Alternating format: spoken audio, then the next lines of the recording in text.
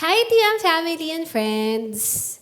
As we are ending the year, alam ko marami tayong pinagdaanan, ipinaglaban, at hanggang ngayon ay isinusuko pa rin sa panalangin. But rest assured that we can stand as we are before our Lord. And nothing about us is beyond the love and care of our Father.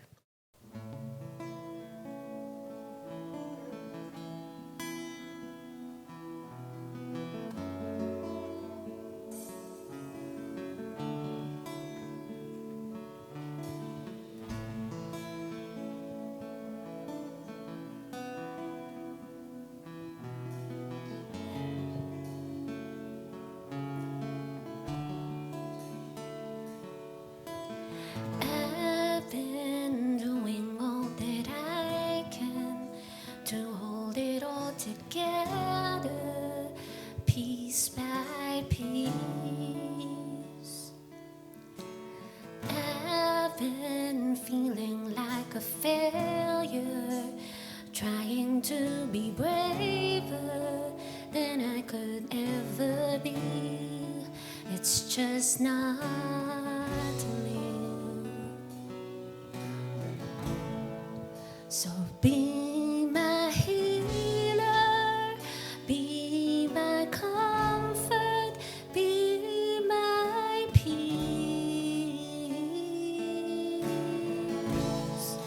'Cause I can be broken, I can be needy, Lord, I need you now to be my God, so I can just be me.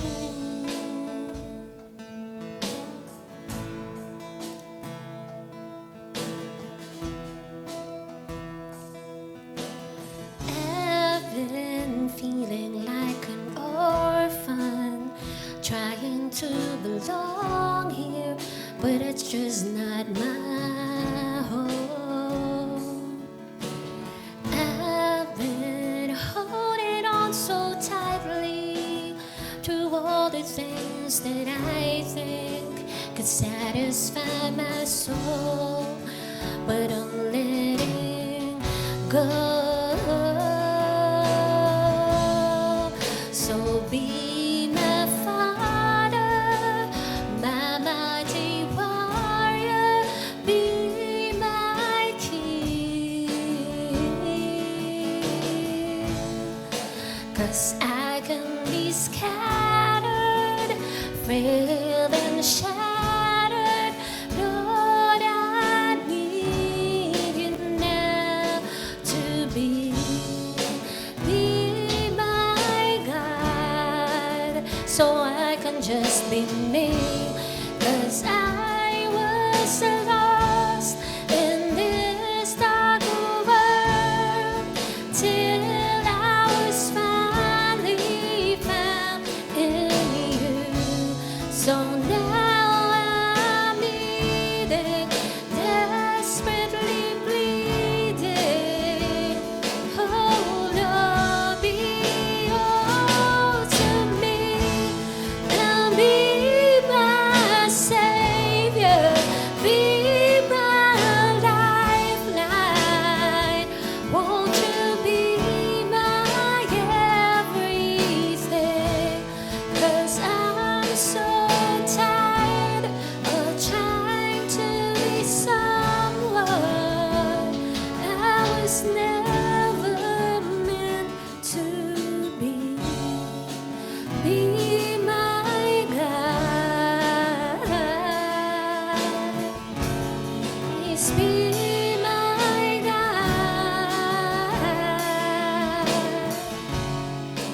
Be my God, so I can just be me. So I can just be me.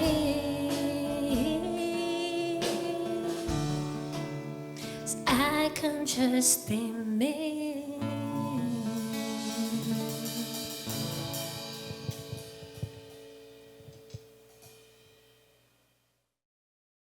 blessed Christmas to all of you, my Dye Marketplace family and friends. And I'm glad that you can join us during this year-end service of Dye Marketplace for a time of reflection. And as I thought about what message to share with you, I was glad to actually come across an article written by Madison Overby with regard to the person of Joseph. Now, in the Bible, there are actually two Josephs. One is the more popular, probably, and flamboyant, if you will, Joseph, the dreamer, or Joseph, the son, one of the sons of Jacob. And the other one is the more quiet Joseph, the husband of Mary. Now, what I will be talking about will be the second Joseph, and it actually has a special place. He has a special place in my heart because I named my only son after him. So, of the two Joseph, the one that I named my son after was actually Joseph, the husband of Mary, and the one chosen to be the earthly father of our Lord Jesus Christ. Maybe just as an aside, when I was pregnant with Joseph, about 6 months pregnant with him, I read devotion from Daily Bread, and it spoke about precisely how Joseph was such a gentleman towards Mary. So as I was reading that devotion, um, a thought came to me. I believe the Spirit of God spoke to me that Joseph would be the name of my son. And so, even without the benefit of an ultrasound, I knew then that my child would be a boy. And so, during that time, and it was December, I would sign my Christmas cards as Noel, Sandy, and Joseph. And my husband then was more than happy to follow the name Joseph because it also contained the name Jose, which was the name of his father.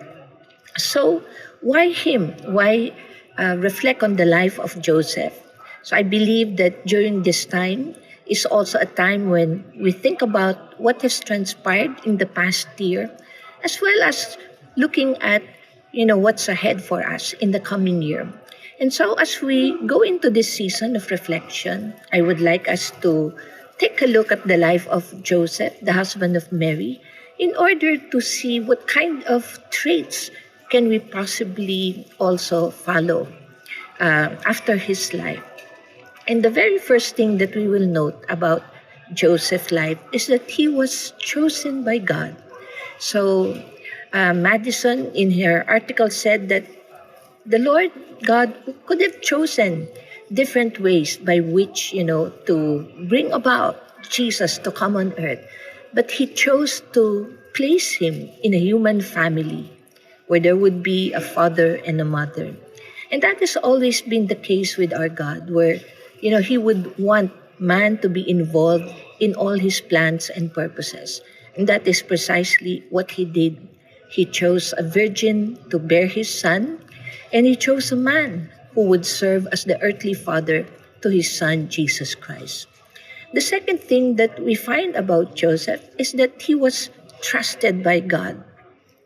Perhaps he did not have any extraordinary qualities about him. He was not powerful.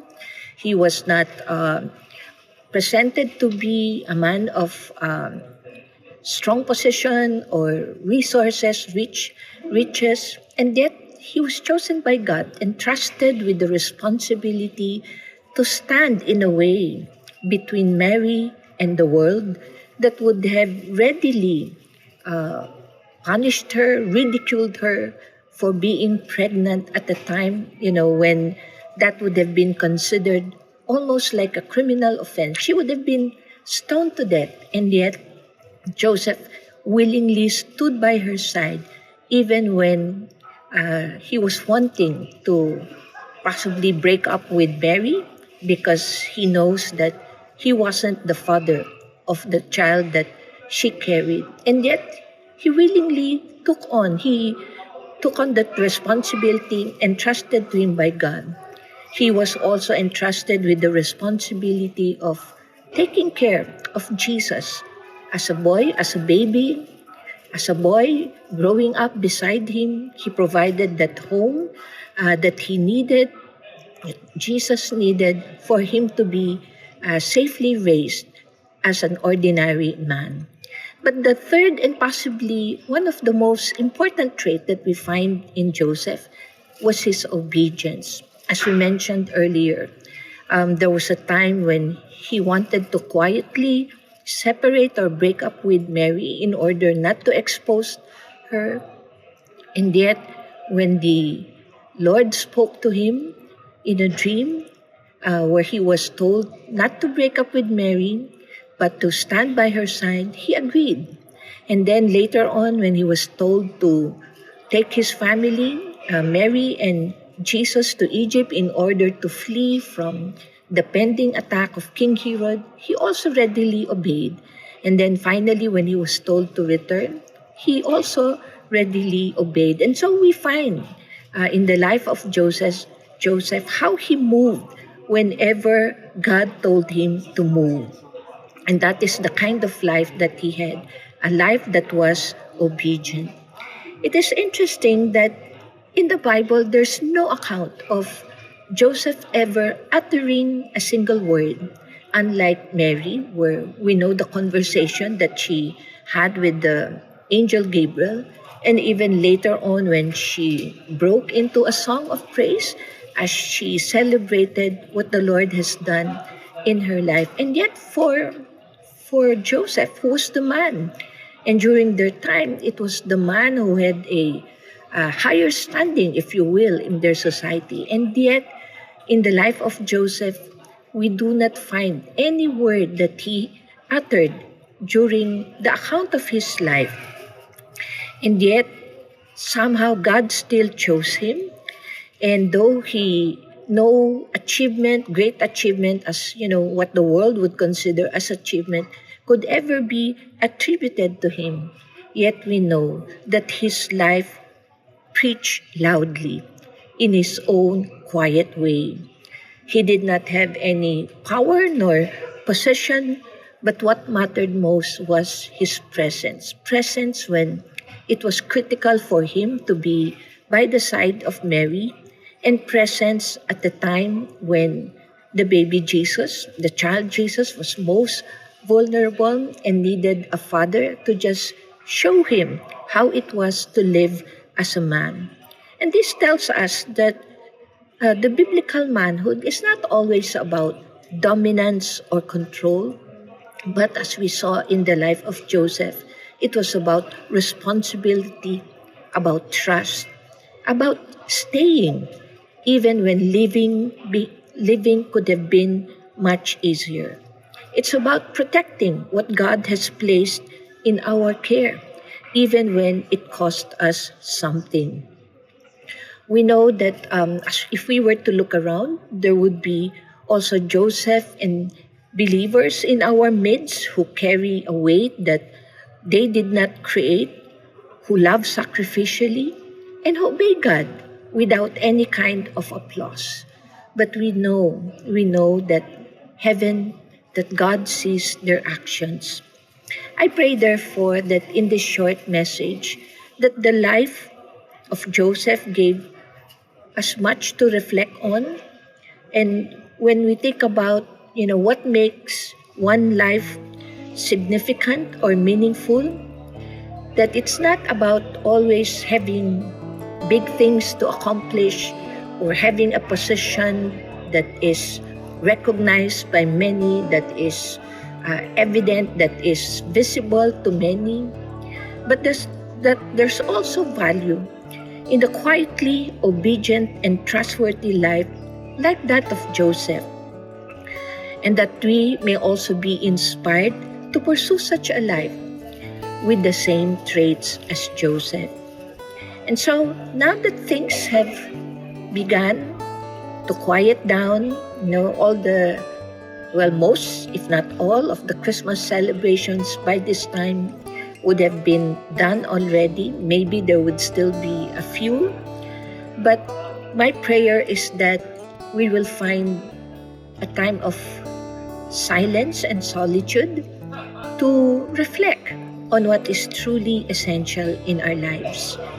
That the key actually to having A meaningful and purpose life is a life that bows itself to God, a life that is obedient, a life that is trustworthy of whatever responsibility God is giving our way, whether it be a small responsibility or a great responsibility, doesn't really matter. What matters to God is our willingness to take on that responsibility with faithfulness, with obedience, and if necessary, with sacrifice. And so, my prayer for each one of us is that we will have a meaningful time of reflection. Let us praise God for all that He has done this past year, and let us continue to look forward with hope, with perseverance, because the God who has been faithful to us all these years will continue to be faithful us in the coming year. Let us pray. Father, we thank you once again for this time, O God, that we can hear your word. We pray, Lord, that the word that has been spoken will be hidden deep in our hearts, O God, and will bear the fruit of obedience, of patience, of faithfulness, O God, of trustworthiness, just like that of the life of Joseph. We honor you, Lord, and our desire always is to walk a life that is pleasing to you. All of this we ask and pray in Jesus' name. Amen and amen. Once again, a blessed Christmas to each and every one of you.